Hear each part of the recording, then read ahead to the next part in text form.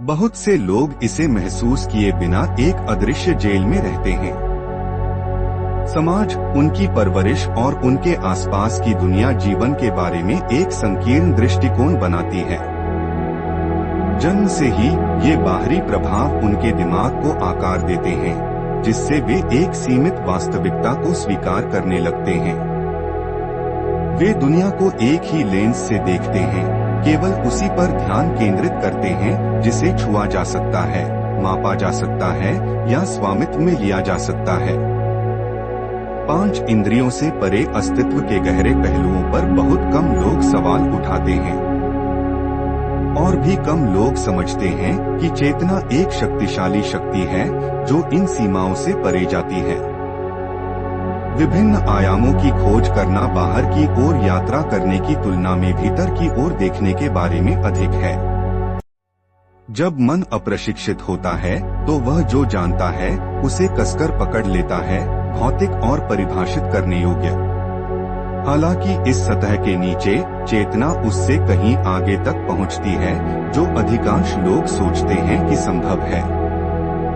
जागरूकता का प्रत्येक स्तर एक ही चित्र का एक अलग दृष्टिकोण प्रदान करता है। एक आयाम में फंसा हुआ मन केवल बिखरे हुए ब्रश स्ट्रोक देखता है, जबकि अधिक उन्नत चेतना पीछे हट सकती है और पूरी पेंटिंग की सराहना कर सकती है। इन आयामों के माध्यम से यात्रा जागरूकता के निम्न स्तरों को समझने से शुरू होती है, जो प्रकृति को अवरुद्ध करते हैं।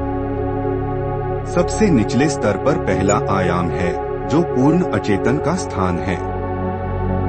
यहाँ व्यक्ति शुद्ध उपभोग की स्थिति में रहते हैं, ऊर्जा बनाने में असमर्थ होते हैं। वे अपने आसपास जो कुछ भी है उसे अवशोषित करते हैं, लेकिन कुछ भी योगदान नहीं देते हैं।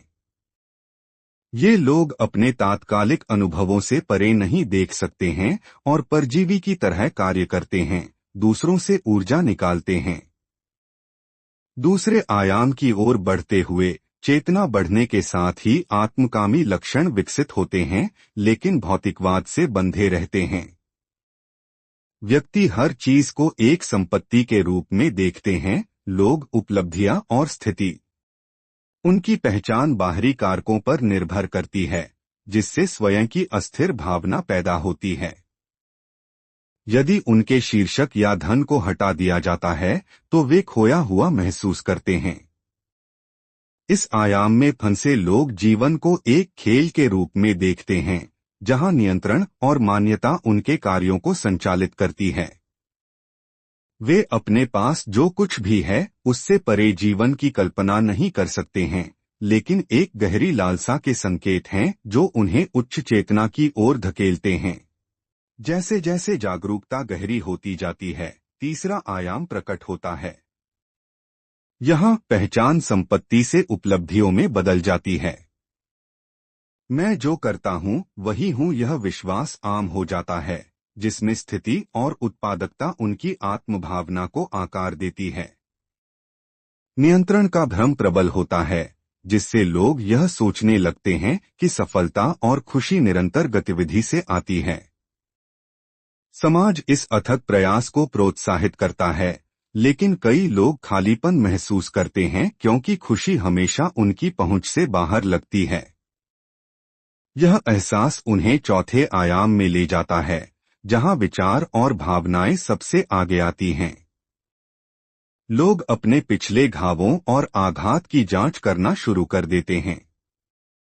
वे पीड़ित मानसिकता में पड़ सकते हैं, यह मानते हुए कि उनका दुख बाहरी ताकतों से आता है।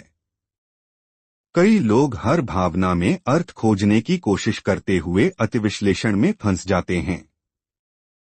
हालांकि जो लोग इससे मुक्त हो जाते हैं, उनके लिए एक नई समझ पैदा होती है। चेतना केवल भावनाएं, विचार या पहचान नहीं है, यह कुछ और है। 5वें आयाम में पारलौकिकता की शुरुआत होती है। यहाँ लोग अपने अतीत से और दूसरों के उनके बारे में क्या सोचते हैं उससे अलग हो जाते हैं। चेतना वर्तमान क्षण में बदल जाती है। जीवन संघर्ष जैसा महसूस होना बंद हो जाता है और सृजन आसानी से होता है। अभिव्यक्ति एक स्वाभाविक अवस्था बन जाती है जिसमें उपस्थिति शक्ति में बदल जाती है।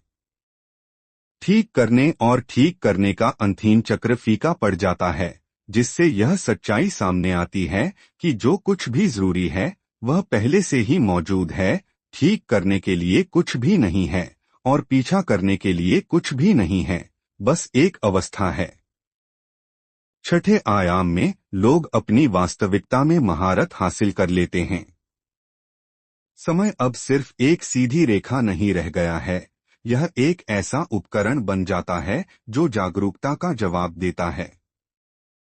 बाहरी दुनिया आंतरिक चेतना को प्रतिबिंबित करती है, जिससे अभिव्यक्ति तेजी से होती है। एक बार उनके जीवन को नियंत्रित करने वाले सख्त नियम खत्म हो जाते हैं।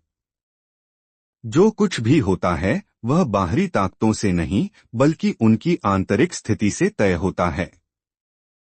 वास्तविकता विश्वास के आधार पर बदलती है, जिससे ऊर्जा स्वतंत्र रूप से प्रवाहित होती है।